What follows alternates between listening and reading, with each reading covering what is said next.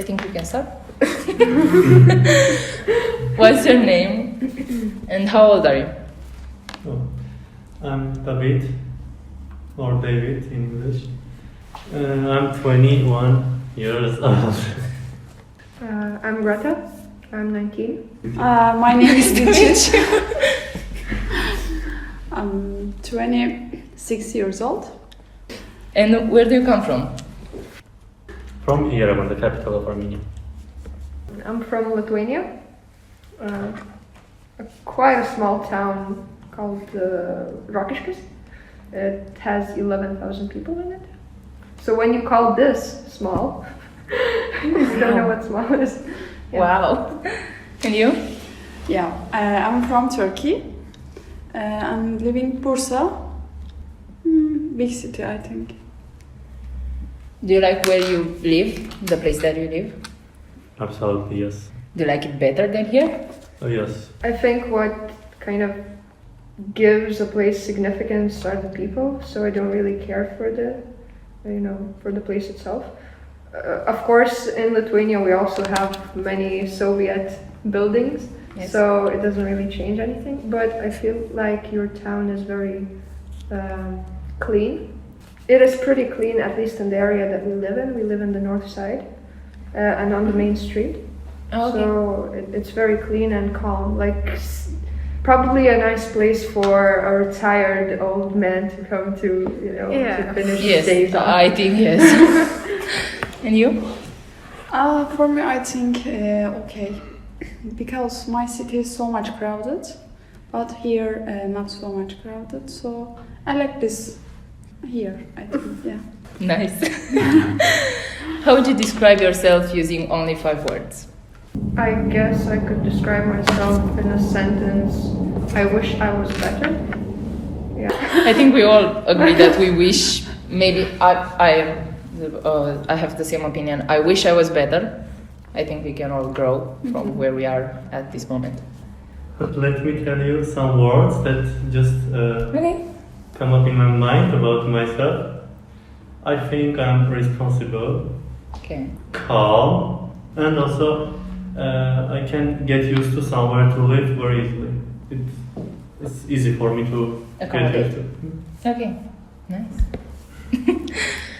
Do you think that the country you come from, the place that you come from, is perfect? And if not, or if so, would you like to change something about the place that you come from?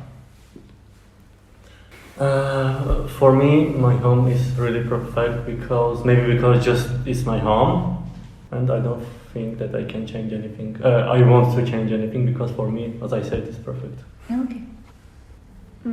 I think if I had to compare Romania to Lithuania, I'd say that Lithuania is a bit better. In a sense because, as David said, it's my homeland, that's where I'm from, but also we are a lot more open in a sense. And religion, for example, we respect religions, but we don't put so much attention to it, let's say, or such significance to it.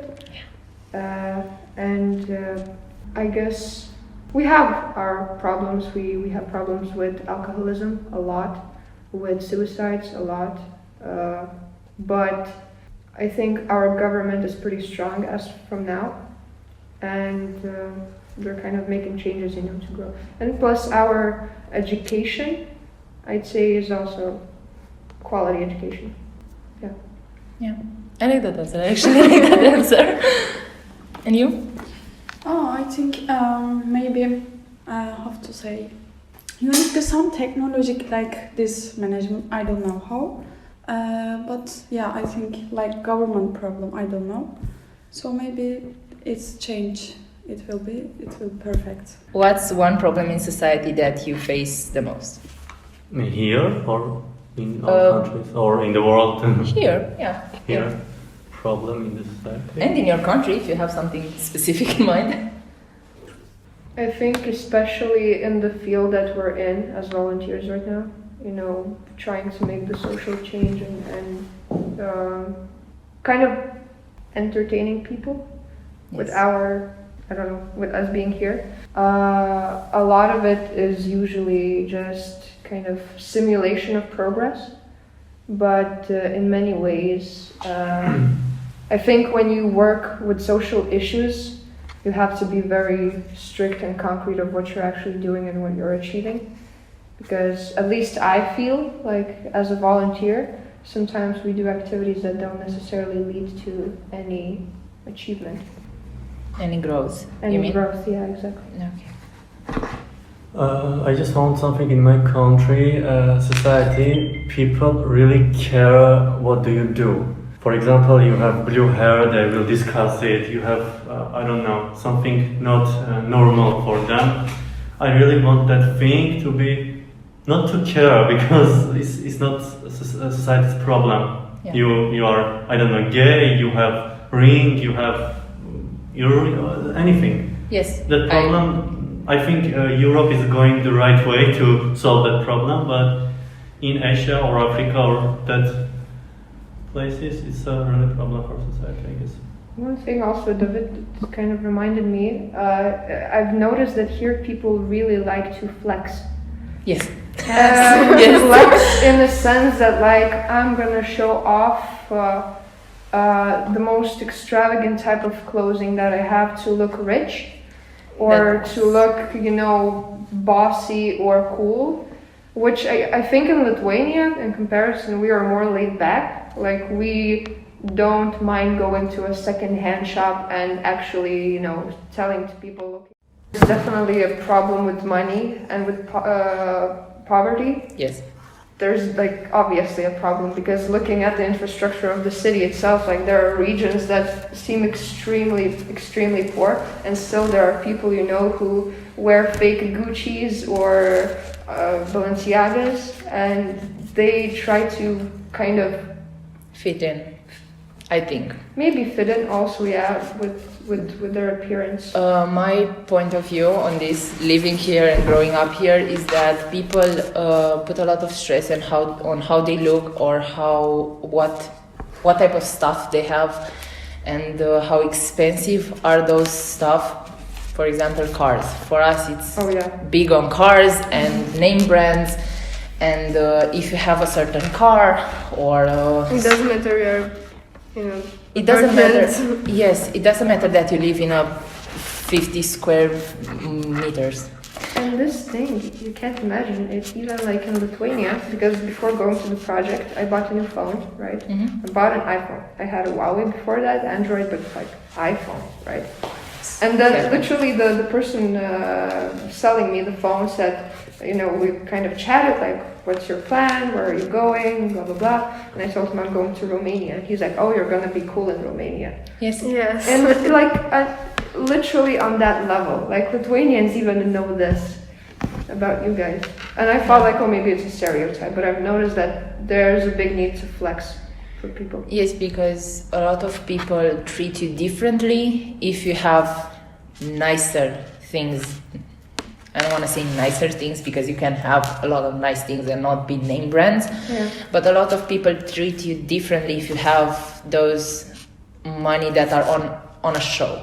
Mm-hmm. You can have money and not show it, and people will look at you like you are a no one, let's say. It's because it's a poorest country. We don't have enough money, and we don't accept it. We want to be rich, but we are Yeah. not, and we don't accept that the fact that we are You're not rich. that we are not rich. I don't accept that I don't have iPhone 12. Yes, we want to show to other people that we have things and that we grew up well, and that's a lot of this is misunderstood in our society, the fact that people actually want to hang out with you more if you have nicer things again. And I don't think it's a country's it's some country's problem. It's world's problem. I think it's individual even. yeah, I mean, it's very much societal, but on an individual level, like, even in Lithuania we have these types of situations, but less. less of it. And I also wanted to comment on what you said about judging people about how they look and how they feel and who they are as a person. We do this here a lot. People expect us. I'm a senior, a 12th grader, so I finished high school this year, and a lot of people are putting pressure on where am I going to college and what I want to do next, because if you go to certain colleges in this country, then you are not the best, let's say. They look at you differently if you're going somewhere other than, for example, if you're going to a medical school, they're like, wow, okay, so you're going to medical school. But if you're going, I'm going to management, yeah, you're doing that just so you can do a college. You know, it's weird. Yeah. So yes, there is here this kind of judgment. And also on how you look. I've got that a lot. Yeah. It's like, oh, you're blonde, wow. Yeah. Is that your natural color? Literally. Yeah, we have a lot of fake blondes because they think it's cool in some countries, in some cities, sorry. Brunettes, again, they change from blonde to brunette because people would like me better if I'm brunette. Yeah, so. And also tattoos, piercings, not even gonna start about sexuality. Oh, yeah, You don't have the right to say what you like and what kind of sexuality do you have because people look at you weird. I mean, there are old people, especially the old people here are very judgmental from my point of view. But also, old people are quite warm and inviting. Like, I've met families which are like, just come in, eat whatever you like. Yes, there are those people, and also people like that just, I know my grandmother. My grandmother is very welcoming. Please come, eat, sit with me, talk with me, chat with me. Doesn't matter. If you have a beard, get out of my house. So, yeah. Oh, wow. So there are judgmental people here, and people that appear to be really welcoming, but, you know. What was your experience as a volunteer in Romania? Did you like it here? Yeah, exactly, actually. Because before, I think, I don't know why, but I think just maybe not warm people here. So it will be for me problem, I think, before. But no, it's okay here, and we are warm people. Thank you. Yeah, really. So I'm happy, yeah, it's okay here. I'm glad. I'm actually glad you like it here. What about you, guys? My first experience has been in airport. I stayed in airport for 2 days because some problems. Then I haven't faced any problem or something like that. I visited Timișoara, which I liked really. But I think after 3 or 4 months I will have more to tell you about Romania and about your people because I haven't had time to contact or do such things when weather is going to be more sunny. I will do it. Yes, hopefully sunnier because today it's actually gloomy. The whole week was sunny and now it's gloomy. Yeah, now it's fall again. Yeah. But yes, your people try to help. Even if they can't, they don't know or something like that, try. At least they try, which really important for me. We try to seem better. At least the younger generations, we actually try to change something. Because, for example, when I need something in the city, I have I know some girls and boys from theater, Romania, from, I think, just from your school. Yeah. When I ask them, for example, where I can find, I don't know, a salon or something like that, they, even if they don't know, they try to find something to help me. Yeah. But also there's this element of, like, I was thinking about it actually, like, from our experience, because yesterday we had a meeting with our mentor, and I thought that it's inevitable for us to be these kind of international clowns, in a sense, that we feel this need to entertain, because we are kind of entertainment for people here, just because, like, oh, you know, intercultural experience, we're from different countries, And for new volunteers, I think it's really, really fun. Like, oh my God, so many new people, and all of them are so inviting. I've been for almost 8 months, and I've experienced, that transition from we're so excited to see you to we don't really care anymore. And at that point, you realize that you can't really become a part of the local group because there's this language barrier.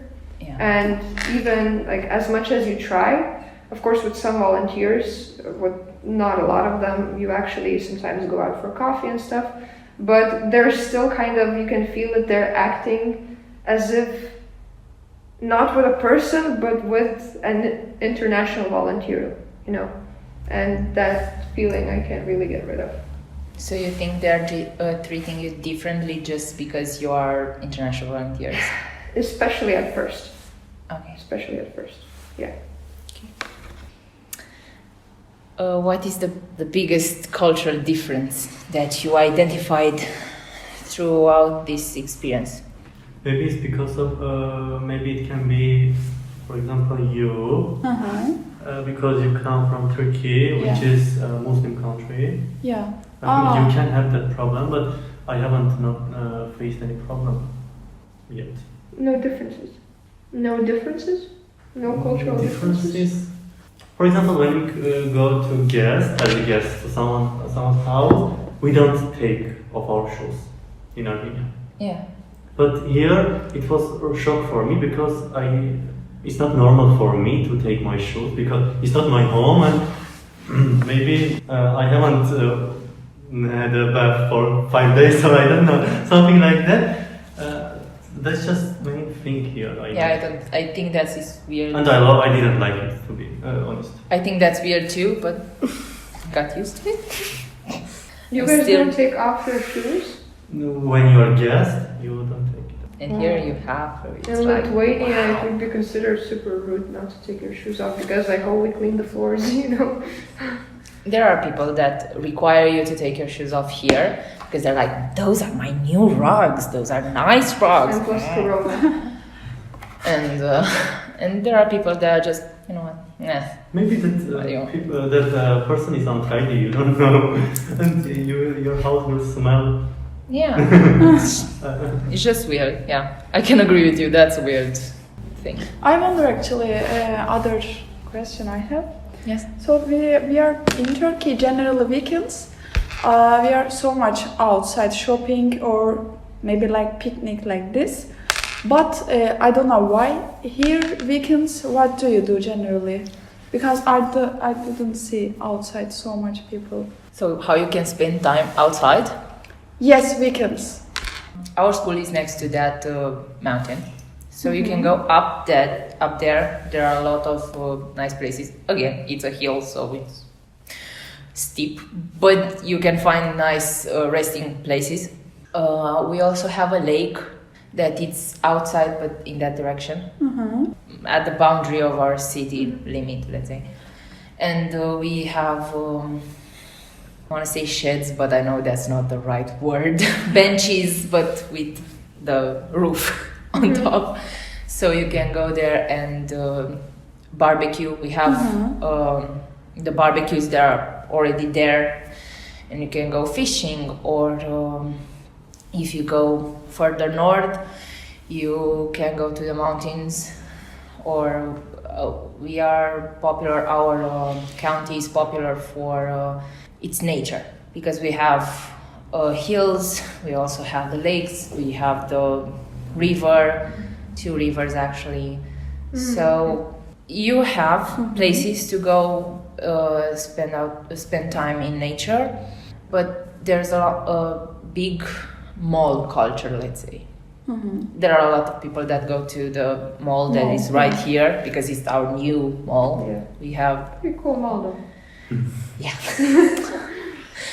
And there are people that just hang out there. In the parks, we have 2 beautiful parks. I think they are really beautiful compared to what they were before they were renovated. Thank you. So you can do that. You can go to a restaurant, but now COVID is not helping us necessarily. But you can find places to go and spend time with friends. My family doesn't go out, but I know families that are going out with their children and spending time together. Yeah. Do you have any ideas? That true. You can go to the theater, yeah. Movies before COVID. Philharmonica. We have a philharmonica, an orchestra, philharmonic orchestra. But not now, I think, right? I don't know. I don't think they're performing now. I'm not sure. I'm actually not sure. But before the COVID, They did a lot of performances. yeah. Yeah. I remembered some second hand. It was shock for me because in Armenia we absolutely don't use second hand. Okay. For example, we choose to buy something from New Yorker if we don't have that much money to buy from Adidas, but it has to be new. And for me, it's really important. I won't ever, if I don't know, I'm naked, I don't think that I will ever wear something that is already used. Oh, okay. It's, I don't know, maybe coming from just our ancients or I don't know something, but it was you can find second-hand every step you can, if you look around, you can find. Yeah, next to each other even. Yeah. I Yeah, think that's exactly. great too. I mean, It was, Exactly. we were searching for outlets. Gucci, when I was new here, 5 days, I don't know. Gucci helped me to find outlets because I'm not, and I hadn't ever planned to buy something from I think we second. have 3 or 4 outlets in the city. So I chose that shopping city. I chose to buy something from New Yorker or Etsy by Kiki, but it has to be new. Yeah. Also about the mall culture, I've noticed, and I literally didn't see it anywhere else. You put prices for one shoe. Yeah. Especially in electronic shops. Yeah. In e-shops, when I was looking for shoes in Romanian websites, or even in sports shops in the main mall, in the, how's it called, like Plaza Mall? Yeah. Yeah. River Plaza Mall. Yeah, River Plaza Mall. And I was looking up shoes, and I was like, okay, there's no freaking way that there's a price of 400 lei for one shoe. Like, oh, no. And so I thought that it's for the pair. And then I went to buy shoes there, and then I go to the cashier, and they double the price. And so, I literally never have experienced that. really, Yeah. I I mean, I noticed. usually go to, I don't know, CCC or Adidas, or we have the store of various brands and things like this. And they show you one of the shoes, yeah, the right or the left, yeah, I don't exactly. know. Yeah. They put it on display, but when you look at the price, you usually pay the same price for the pair. I never actually, Yeah, I put double. I never Okay, experienced that. That's so weird, but I haven't seen it anywhere in Lithuania. You never put price for one shoe, but there are some shops here that do that. Oh wow. It's so, like, it doesn't make sense to me. Why? So now I don't trust any shop I go down. Is it for the pair or is it for the one shoe? Because, like, It happened to me on Oh. a penny. In Penny? Penny, Yeah. I take a product and I go to pay it, and the price was much small, and then the case. yeah, they doubled it.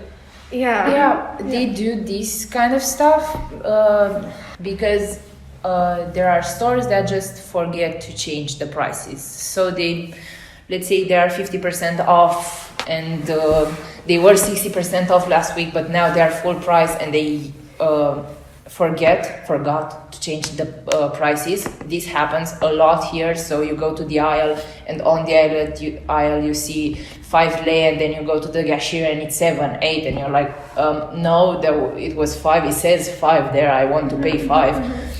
Because they just forget to change the prices, or people misplace the items. So there are a lot of people that don't actually read the tags correctly, and they just see water and underneath 10 lei, and they're like, no, I'm not paying 10 lei, but that price is for something else, because people misplace a lot of items. Like you take it with you, and on the way to the cashier you realize that, oh, I don't want water actually, and you put it everywhere. This is something that actually bothers me here. Yeah, but And- when you see the price on the aisle, okay, and with the name of the product, you see the price, exactly. I and can it's see okay. the model, it's even Yeah. like the image picture. Yeah, Nice. exactly. The market is obligated to change the prices. If they Exactly. change, Yeah. they are obligated to change it immediately. But there are a lot of supermarkets, markets, and everything that let just you forget. pay you the price on the Aisle. Yeah. Yeah, they should do that. But Not if all you- of them do it. Don't know the There is this kind of slack off culture here. Yeah. With many things like whatever, Yeah. someone else will do it, or why do we even care about this? You know. Yes, and a lot of people want to rip you off, let's say, to profit on your behalf, on your back, I think. Yeah. Because they are like, they don't know what they're talking about, or they don't know that this will happen, or so you can find this kind of stuff. Would you come back here? And if so, why? I would come back here definitely, just because Lithuania is one of the flattest countries. So you know. So you we like have our mountains. nature. Yeah, and I really like the landscapes here. Like Jesus Christ, they're beautiful. They really are. They are. The first night, because when I came here from Bucharest, they took me at around like 11 p.m. I think, or something like that. Like it was dark, but still, like I could see while going here, you know, the lights on the mountains and everything like that, and it was so nice to see. So beautiful. Yes, we have one of the prettiest surroundings, nature-wise, in Romania, all over the country, because our city is not even half of the beauty that this country has. So, yeah, I can agree with you. That's one of the reasons I want to. Sinaia, gorgeous Yes, also. amazing. The mountains, Yeah. It depends. I mean, when after my traveling in Romania and Bucharest, I will have some thoughts, and it depends on that thoughts. If I have good ones, I will come back. Of course, on this month, by the way, I'm going to Bucharest for 3 or 4 days, and after it, maybe I will decide will I come back again. If I find anything really interesting for me that in the future I will want to see it again. Of course, I will come. so you haven't found anything In interesting. Timișoara, you can do everything in 1 or 2 days, Yes. and nothing really interesting, or it's really beautiful. It's amazing for me. But I think there are many cities in the world that you can go again and again. But Okay. I can't put Timișoara in that list. Okay. But I have Bucharest. Bucharest I will put. Yeah, I would say because it's the capital, maybe. Because I'm sure it's because of COVID. Because of COVID, we don't do activities. We can't go to pub or that kind of things, and maybe it's I can agree with you. just because of COVID. I think you have some special place like Sinai Sibiu. Of course, I want again. But for me important, I think you're so much here, people is relaxed. So maybe I will visit this. Oh my fucking god, like firecrackers. You know, you're very, like bursting with energy, very loud and very Yeah. extravagant almost. Thank you. But I don't know, at least from the meetings we've had, it seems like usually people just don't care to come on time. They're just like, okay, whatever, 15 minutes, it's not being late. It's just, you know, casual. What would you change here? To extrapolate from here, what would you like to change about your experience? Or how would you like your experience to be different here? What can you do to make your experience different here? And this COVID thing. Us too. After it, we will have many things to do. Yeah, I feel like we're a generation, like in this transition, we had to experience our organization trying to somehow manage, giving us opportunities to work with people, because for the first 2 months we did not have that at all. So we just were like, sitting in our apartment. Okay, what's next? When did you come to Romania? August. Okay. It's really difficult to say, about when talking about change, because when you come here you feel like, okay, let's do things, let's change, I don't know, whatever the problems are, but it's quite difficult because majority of the communication, and I think the most effective way of communicating for you guys is Romanian, and most of the change is kind of coming in from you figuring out things in your community, and we don't necessarily belong to the community because we come and go. Yes, because I think this problem, this language barrier is because in our schools we don't, there are profiles such as mine that teach you English just for the sole purpose. When you have to communicate with other people from other countries, you have to have a mean of understanding between you two. But there are schools that don't, they're just English, 2 courses a week. You can manage to understand half of a movie, you get the gist, it's good. Yeah. And people don't, I've met a lot of people that don't know one word in English, or if they know it, they're like from a Rihanna song or something like this, because they don't actually have this push from behind, from teachers and from any kind of mentor to learn to understand other people. So I think this is a problem. Yeah. From this comes this language barrier. Maybe the openness. I think that's what we can give. How can we contribute to the changes? The openness of people. But then again, we mostly work with the young people who already have that level of openness. Yeah. So it's very a difficult question. It needs a lot of thinking. Yes, I think it's something that we have to change. We have to push our people to be more open about these kind of situations and learning about learning new languages or learning how to accommodate other people, because we have to firstly understand that we are not alone in this world and we are not the center of the universe, and people are not only talking Romanian. But just imagine the fact that I think we are like the first generations, us here, and maybe go up to 40, but 40 if they were really passionate about learning new languages that actually know English. My parents are parallel to English. What are the level of studies that you have? What do you want to do further in the future? Any passions, dreams? My level is that I graduated college only. Okay. It's like your high school, not more than high school.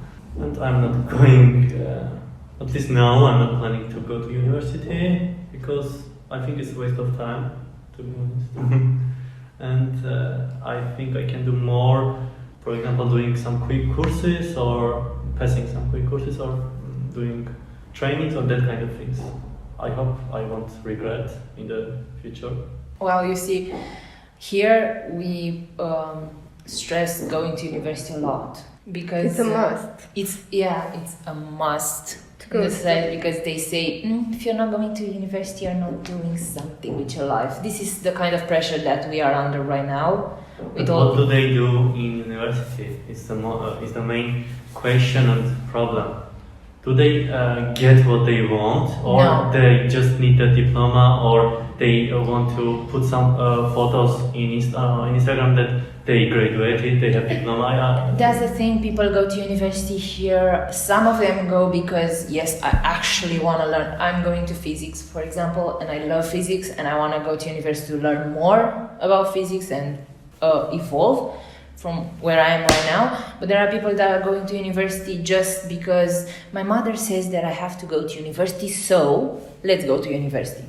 So I think there are more people that just go for the Insta photos and the diploma that's sitting on a wall, maybe on display, just to show people that I went to university, not that I actually gained anything from university. Yeah, but it's a pressure to get a job, a good job. Good job again. Isn't there a law that if you have a master's degree, your pay will be higher? No, I don't think.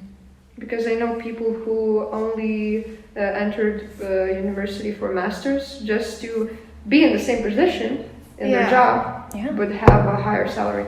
Yeah. You the more qualifications that you have, the better the salary will be, or the highest the functions will be, or because that makes sense, but but there are people that go and do a master's degree and are not as qualified as someone who just made a course or things like this, especially in the technology world, or I want to say like engineers and people like this, mechanics, I don't know. So far my education is secondary education, so I finished high school and I decided on taking a gap year, so I came here. And my future plans are studying psychology, hopefully in university abroad. I graduated business administration and I'm an accountant. The 2 year, I think, 2.5 years I'm working in Turkey, but the university I think sometimes empty because they give me some information, but just theory. Then after when I am graduate and finish school, I haven't any information for work. Then after start the work, I haven't any information, and for me so much hard. So I think maybe the system problem in Turkey, maybe similar here. I think we focus on theory. Just theory and I have here. a license like this. Okay, perfect. But no. I think this. I understand what you're saying. We are a lot focused on theory here, a lot. About education. Let's talk about education. Here, your country. What would you change about here, about the education system here or in your country? Talk about how we grow in the school, high school, college. What's your experience, and what do you think is not necessary to know, and you was obligated to learn that thing? For university or college like this, what necessary you mean? High school, college, your experience. How would you grow within that school or that university, college? I don't actually know the difference between university and college. Uni is like a higher qualification than college. College is like in between high school and uni.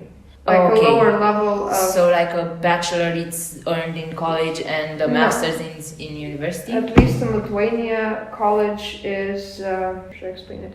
It's not the highest degree you can get. So for example, you go into university for bachelor's, and then you go for university for your master's, and then you go for university for your PhD. So university is just like the highest, like a community where you can get the highest education possible in a certain field. College, in other sense, is more like practically oriented, I'd say. I got it. Yeah. But also we have even lower qualification, which is literally for, these types of very practical careers, like, I don't know, building houses or becoming a cook or working with metal, something like that. We also have those preparatory almost schools for specific careers. Did not know that. It's weird how, for example, I was told, or at least I've heard that you get your bachelor's in school, and I was like, what the heck? In high school or in uni? People thought that bachelor's degree means because you have something similar, like bachelorette or something. How is it called? And they mixed those up, and I was so confused at first. We have the baccalaureate. Baccalaureate, yeah. No. It's not the baccalaureate is the exam that we have to take. You don't have to take it, actually. Most of the people take it in order to be able to enroll to university. We have to take this baccalaureate, we call it the BAC. Just for short. At the end of your 12th grade. It's Romanian. Everyone has to take Romanian, and there is a profile oriented. oriented subject and something that is by your choice. For me, it's math and physics. Physics, and Romanian. So the BAC is mandatory. It's Romanian. No, it's not You mandatory. have to have a BAC, in order to enroll to university. For example, last year, most of our universities, except for law and medical school, they accepted people based on their BAC Scores? grades. Yeah. Yes, scores. And this year, I think it will be the same. Besides law school and medical school, they will accept people based on their grades at the BAC. But you are not obligated to take the BAC. It's not mandatory. No one is putting a gun to your head if you don't have a BAC. I got it. There are a lot of people that choose not to But sit in our the exam. society is necessary to have that exam. Yes. They treat you differently if you don't have the BAC. Yeah, and it's more complicated to get a job and Work somewhere without the Yeah. BAC. Yeah. You have to Yeah. at least have a degree to certify that you have finished 12 classes and you have taken this BAC in order to be able to get a job. Yeah, in Lithuania we also have this kind of opposition between thinking that university will teach me or prepare me for a job, and on the other hand, I use university for the main purpose of becoming a better person, just a more knowledgeable person. So I'm of that opinion. I don't expect university to prepare me in anything. That's why they're mostly theory oriented, and that's why they mostly put their attention to research literally in the scientific field, not going to, am I going to be a good accountant if I finish this university? It's For us is, am I going to be a good blank if I finish that university? Of For us, course, it's helpful. Like you cannot really become like a surgeon or something like that without a university. But then again, you get extra training, which is practical training, right? Yeah. But speaking about like the humanities or social sciences, I don't expect a university to give me a job if I finish like bachelor's or a master's. Here we have the big university cities. It's Bucharest, it's Cluj, Timișoara, Iași, I think Sibiu, and Brașov. I think those are Oradea. Craiova is for medicine. yeah. Right? Cluj is really good for medicine. It's like people say that Iuliu Hațiganu is the best medical school in the country. Nice. Then it's Carol Davila from Bucharest. Then would be, I don't know, Yeah. Timișoara, Iași. No, these cities have like the best universities in the country. They are classified as the best universities in the country. And people expect if you go to Cluj, which is said to be the best city, best universities in the city are situated in Cluj. They say if you go to Cluj or to Bucharest, they expect you to get a job after finishing. Yeah, because it's the prestige of going there. Yes, exactly.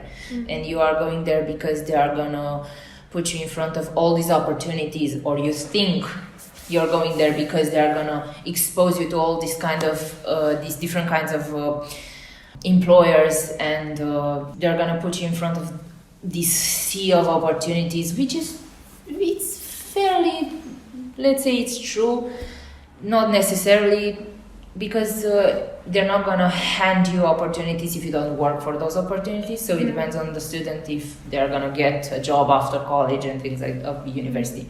At least the way I see university is as a gift. I feel a lot of opposition against it, because like, why do we need this and this and that if we only will need to do like this task and no other knowledge is needed for it? For me, it's like the more variety, the more depth of knowledge you have, the better quality of life becomes.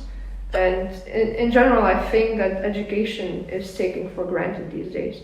I know that the methodology doesn't necessarily there to entertain you. In most cases, it's quite boring. In most cases, it's overwhelming.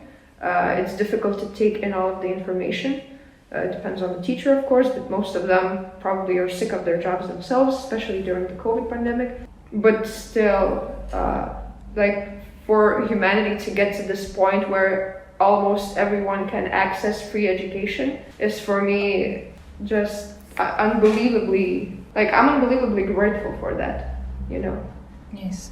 So, Yes, I actually understand what you're saying.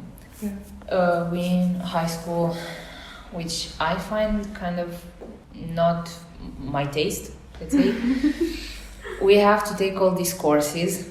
It's mandatory for me to take my philosophy course in 12th grade, which I don't care for, to be completely honest. I'm just going there because I have to. Otherwise, to be or not to be. What? To be or not to be. Yeah. Yeah.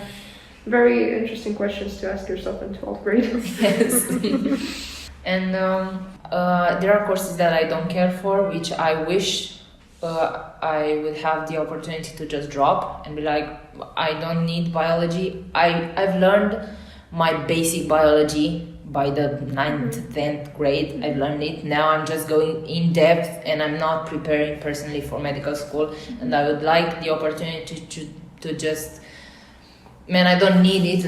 Let me just get rid of this additional stress that I'm having with this course. So this is what I don't like about our system, is that you are obligated to take these courses, you know, so. Yeah, the obligatory part is definitely true, especially when you're in high school and there's no space for your personal choice. Yeah, I've had that, but then, you know, you kind of develop that mentality of, okay, I'm gonna kind of persevere through this, and then after high school, I'm just gonna do whatever the hell I want. Exactly. And probably from that also comes, you know, that sort of kind of opposition to university, like, oh, I'm not gonna get in another system that will tell me what to do and what to learn, you know. Yeah, I think this is it. Do you have anything do you want to ask us, or anything else you want to discuss about? Any of you? All of you? I'm surprised how we haven't met at least in my stay here. Like, it's really nice to talk to you guys. It's cool. It's actually cool to be able to talk with someone that is, I want to say different, but I'm going to sound offensive. But different in a way that they are more open about talking about different stuff, because you don't have a lot of people here that you can talk with about what we've just talked about education and things like this. Because I would love to talk about what I want and what I don't need in this system or in this country, or what I like and I don't like with my classmates, and then they're gonna think that I'm gonna bore them to death. Sorry if I bored you to death. not still alive, still checking, still there, going strong. Yeah, I think this is kind of our objective as a volunteer, to come in and give a new perspective to people. Which sometimes, surprisingly, and actually most of the cases, how we see the world is quite similar to how you do. And it's probably because of the age, we're similar in age. Yeah. So I like, because the youth here is very progressive. Like, there's definitely so much potential in your generation. Thank you. For Romania. Yeah. Thank you. Like, I've met so many smart young people. Thank you for interesting discussion. Yeah, it was interesting. Thank you. Thank you. For talking with us. And Yeah. when are you leaving? Yeah. Officially, my project ends on March 19th, but I will spend like an additional week for exploration, just, you know, traveling. I want to visit Sibiu, because I've visited many other, you know, major towns, but Sibiu is left on my list. New Year, I will leave at the end of summer. Summer. Okay. So we will see you. And you? In May, I think. Yeah, in May. How you applied to this project? Oh, that's a good question. European Solidarity Corps. So there's such a thing as, of course, you know, Erasmus, right? Yeah. You just go, volunteering opportunities, Erasmus programs, blah, blah, blah. So one of the initiatives funded by Erasmus is European Solidarity Corps. It's like kind of a separate program, which funds many projects throughout Europe to basically kind of, you know, do the things we're doing to promote solidarity and other European values. So you go there. Like, I would like to show you the actual page and how to do it, but yeah, we basically, at least how I did it, I set up a profile, I set up, description, the resume, and then kind of gave myself to many different organizations, and then they contact me. They usually send requests like, oh, we have a project, do you wanna? The same way. Same way? Yeah. Yeah, the process kind of like this almost, but I think when we are applied, it's a little bit rushed because she's alone here, I don't know. So my process is a little bit fastly like this, better than. No, like I found, actually this organization found me. I didn't necessarily need to search for anything. I just got an email. So it was pretty quick. Like a couple of weeks and it's fine. You have a Skype call and then you arrange things. You need to have a sending organization from your country that could kind of take care of you in this process. And then you're good to go. I think this should be a separate discussion because there's a lot of things coming into it, the process, and the opportunities. Okay, thank you.